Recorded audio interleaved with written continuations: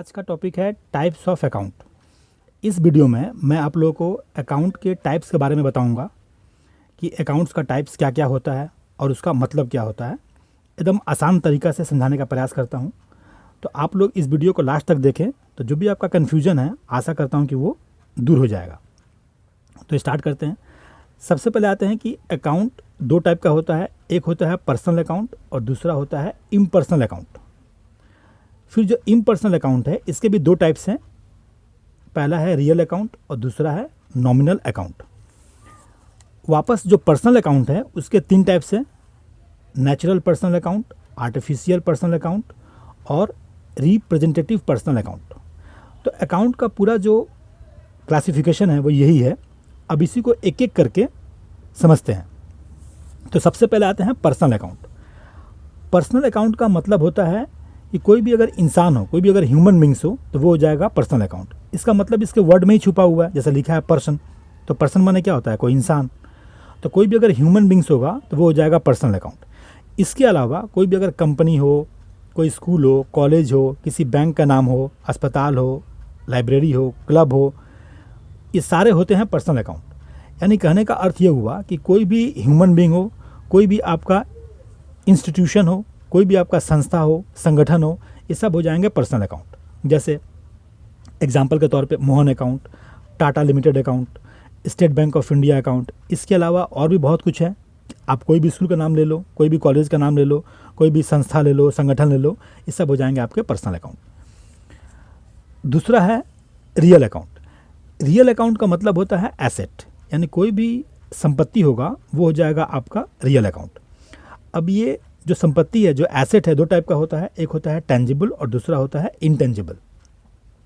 अब इन दोनों में फ़र्क क्या है? फ़र्क ये है कि टेंजिबल एसेट का मतलब होता है कि ऐसा एसेट जिसका अपना कोई स्ट्रक्चर हो, जिसको हम छू सकते हैं, देख सकते हैं, उसको बोलते हैं टेंजिबल एसेट। जैसे लैंड एंड बिल्डिंग हुआ, फर्नीचर हुआ, इसके अलावा आपका मोटर कार हुआ, प्लांट एंड मशीनरी हुआ, कंप्यूटर अकाउंट हुआ, ये सब हो जाएगा आपका टेंजिबल रियल अकाउंट। और इंटेंजिबल क्या होता है? इसका मतलब होता है ऐसा एसेट जो हमारा एसेट तो है लेकिन उसका अपना कोई स्ट्रक्चर नहीं है, उसको हम देख नहीं सकते, उसको हम छू नहीं सकते, उसको बोलते हैं इंटेंजिबल रियल अकाउंट। जैसे गुडविल हुआ, ट्रेडमार्क हुआ, इसके अलावा आपका कॉपीराइट हुआ, पेटेंट हुआ, तो इसको बोलेंगे इंटेंजिबल एसेट। तो कोई भी एसेट हो, चाहे वो टेंजिबल हो चाहे वो इंटेंजिबल हो, ये सब क्या होता है, रियल अकाउंट के अंदर में ही आता है। अब तीसरा आते हैं नॉमिनल अकाउंट। नॉमिनल अकाउंट का मतलब होता है कोई भी एक्सपेंस हो, लॉस हो और चाहे इनकम हो, ये सब आ जाएगा नॉमिनल अकाउंट के अंदर।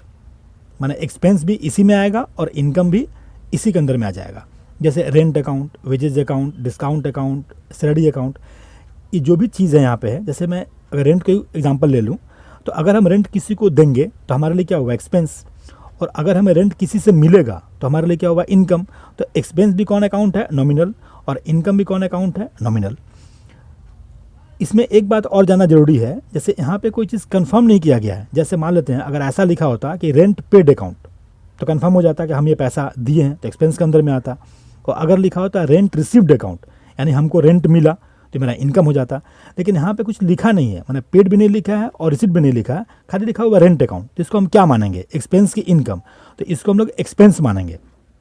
अकाउंट में कहीं भी अगर कोई चीज़ कंफर्म नहीं करे ये पैसा उसको हम दिए हैं कि लिए हैं, तो हमेशा उसको खर्चा मानते हैं। जैसे यहाँ पे लिखा हुआ है सैलरी अकाउंट, तो हम लोग क्या एज्यूम कर लेंगे, ये सैलरी पेड अकाउंट है, हम लोग सैलरी किसी को दिए हैं, इसको हम लोग एक्सपेंस मान लेंगे।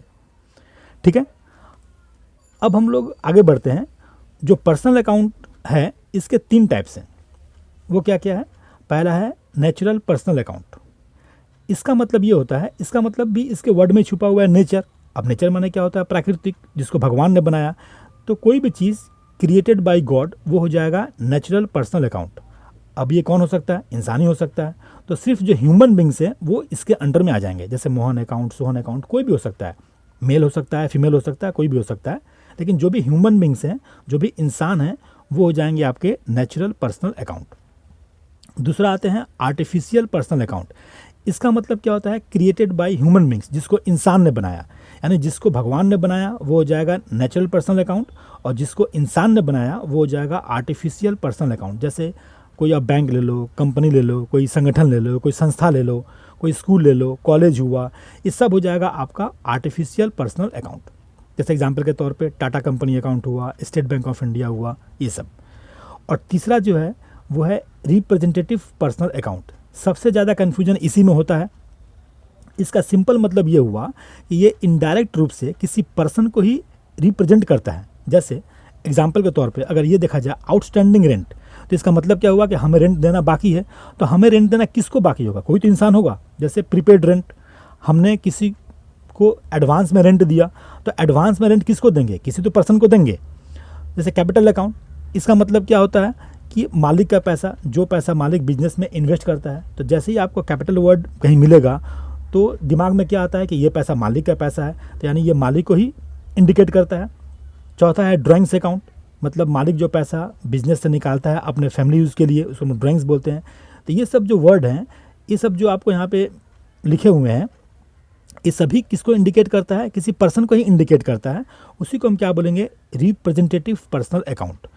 यहाँ पे एक बात ध्यान दीजिएगा, जैसे किसी भी वर्ड में अगर आपको आउटस्टैंडिंग या प्रीपेड, ये सब एडवांस, ये सब लिखा हुआ मिल जाएगा, तो वो हो जाएगा रिप्रेजेंटेटिव पर्सनल अकाउंट। इसमें एक बात और बता दें, अगर सिंपल रेंट अकाउंट लिखा होता, जैसे सिर्फ लिखा है रेंट अकाउंट, तो ये कौन सा अकाउंट हो जाएगा? ये हो जाएगा आपका नॉमिनल अकाउंट हो जाएगा। लेकिन अगर यही लिखा रहा है एडवांस रेंट अकाउंट, तो ये हो जाएगा आपका रिप्रेजेंटेटिव पर्सनल अकाउंट। यानी कहने का मतलब ये हुआ कि अगर नॉमिनल अकाउंट है और इसके आसपास अगर आउटस्टैंडिंग या एडवांस आप लगा देते हो, तो वो हो जाएगा रिप्रेजेंटेटिव पर्सनल अकाउंट।